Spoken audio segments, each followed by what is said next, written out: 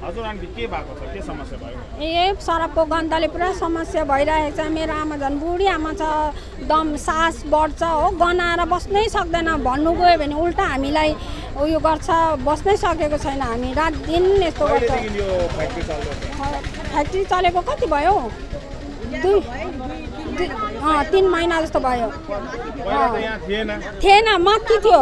अन्त यहाँ पछाडि ल्याएको यहाँ गोदाम भन्यो। हामी पनि गोदाम होला भनेर सोच्यो। त्यहाँदेखि मिसिन कति बेला यहाँ ल्यायो, त्यहाँदेखि यहाँ चालु गर्दा चाहिँ यहाँको मान्छेहरूले सबैले अब भन्यो, तर उनीहरूले टेर्दैन। हामीलाई ठाडै खानाउँछ लडा। अहिले उयो दिदीलाई पनि कुट्नु आएको। हामीले गर, हामी त पग्लाहरू, तिमीलाई चाहिँ कसरी गनायो यस्तो भन्छ। अब उनीहरू त पैसाले गनाउँदैन होला। हामी त वहाँ बस्नै सकेको छैन। यहाँ के चाहिरहेछ तपाईलाई? हामीलाई यो फ्याक्ट्री बन्द गर्नु चाहन्छौँ हामी।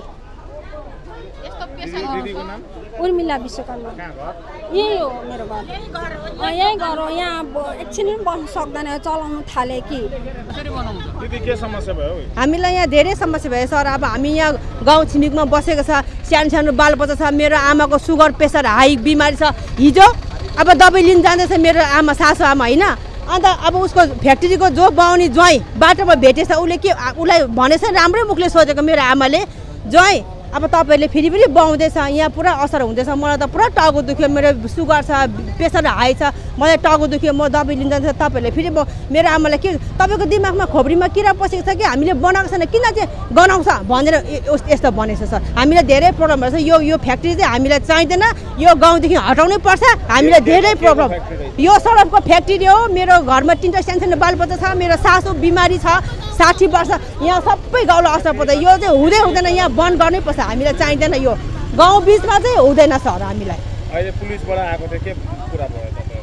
खोइ पुलिससँग त म त भित्र पसेर उनीहरूले के बात गरे, हामीलाई त भित्र पसेन। हामी त यहाँ बाहिरै छु। अहिले तपाईहरुसँग कुरा हुँदै थियो हैन?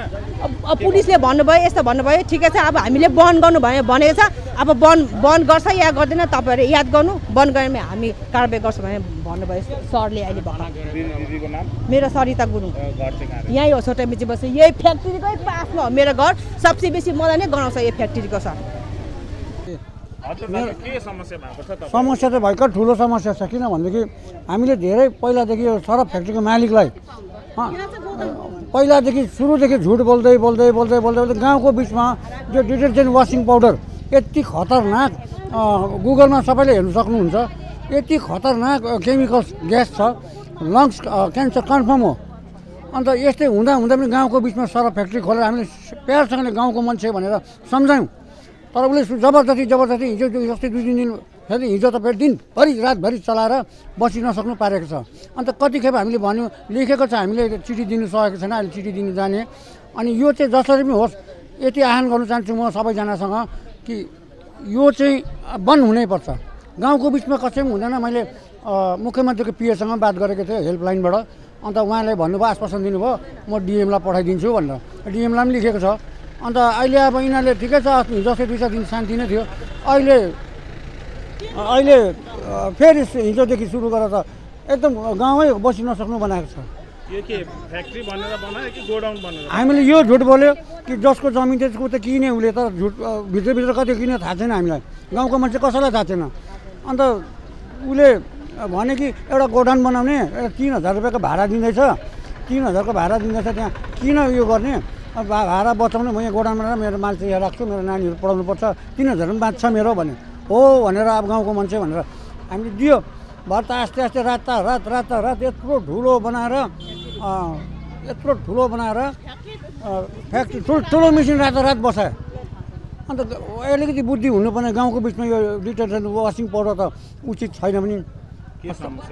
समस्या सास लिनु समस्या, म हार्टको पेसेन्ट हो, मलाई सास लिनु समस्या हुँदैछ। नानी मेरो छोरी माइग्रेनको बिमार छ, अलिकति गन्दा परेको, उसको ब्रेनमा एकदम साह्रो पर्छ। अन्त गाउँको पनि सबैलाई आँखा नाक पोलेर लङ्स पोलेर गर्दैछ। यति हुँदा पनि जबरजस्ती यिनीहरूले गर्दैछ। भन्नु गयो पनि हिर्काउँछ, कुट्छ, यो गर्छ। अन्त कहाँको यस्तो दादागिरी त चल्दैन नि त। अब गल्ती गरिरहेको छ, त्यो गल्तीमा त अब स्वीकार गर्नु पऱ्यो, त्यस चिजलाई बन्द गर्नु पऱ्यो, एउटा समाधान निकाल्नु पऱ्यो, संशोधन निकाल्नु पऱ्यो। यो सर फ्याक्ट्री नगरेर अरू थियो भने तपाईँहरू खुसी, हामी एकदम खुसी। तोरी मिल गर, बिस्कुट फ्याक्ट्री खोला, हाम्रो वीरेन्द्र गुप्ता भाइ जस्तो के अरे तपाईँको राइस मिल खोला, हामी त एकदम खुसी हुने थियो नि।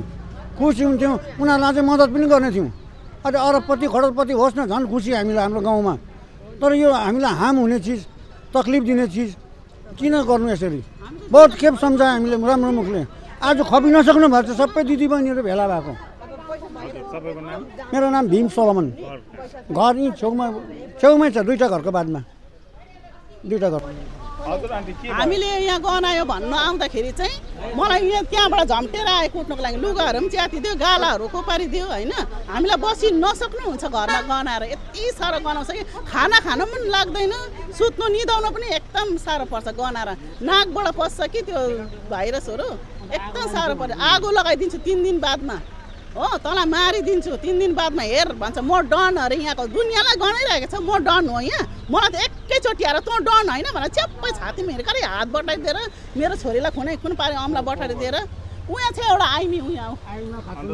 थानामा कम्प्लेन गरेन हजुर अब गर्ने पुलिस त बोलायो होइन आएको छ अब कम्प्लेन लेटर दिनु के भनेको भन्यो पुलिसबाट के भन्यो पुलिसबाट अब यही अब फ्याक्ट्री बन्द गर्ने अब हामीलाई यस्तो फ्याक्ट्री किन अरू फ्याक्ट्री खोला यो केमिकल यो सरपको चाहिँ हामीलाई बन्द गर्ने अरूतिरै गएर खोल्नु पर्यो यो चाहिँ तपाईँको नाम मेरो नाम सानु बहार घर यहीँ हो छेउमै छ मेरो यी नै हो ती नै हो हजुर आन्टी के भन्नुहुन्छ यो फ्याक्ट्री किन खोलेको त पुरा हामीलाई गन्ध आयो हिजो मलाई पुरा टाउको दुख्यो हाम्रो त यो सुगर पेसेन्ट भएको मान्छे हो गन्ध कस्तो छ हामीलाई त्यसो चक्कर लाग्ने टाउको दुख्ने भइरहेको छ ज्वाइँ तपाईँले किन यसो खोल्यो भने त कहाँ खोलेको छ हामीले खोलेको छैन भने उसको सासूले फेरि के भन्छ दिमागमा के पस्यो पक्ला भयो भन्छ फेरि हो